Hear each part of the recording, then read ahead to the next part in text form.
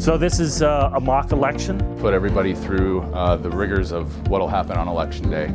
We had poll pads set up for certain precincts for management and elected officials to come through and see how the polling places will work on election day. Make sure that we work out any of the bugs that might show up during the process. Thank you. For practice, number one, to see where any hiccups that are still in the process are and to iron those out, and really to give an overview to management and the public so that everybody can see exactly what happens at a poll. Front and the back. I think any and all the hiccups we ran into during the primary election should be ironed out for this general election. One of the first things we did was we eliminated the ballot shortage issue. We ordered plenty of ballots for everybody. We're not going to run out of ballots.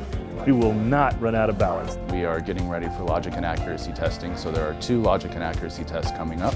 One is the internal logic and accuracy test that's open to the public on October the 6th, and on October the 10th we have the logic and accuracy test administered by the Secretary of State.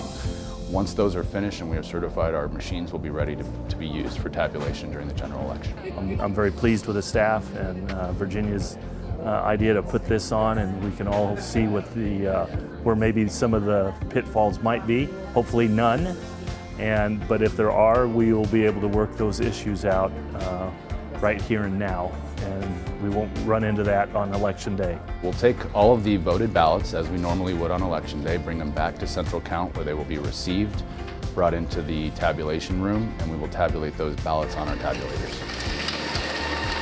It has been a fantastic experience. It seems like everybody has had a good working view of everything now, and it seems like everybody had a positive experience working through here. It let our workers also kind of see what issues there were, and it just seems like everything worked out really well.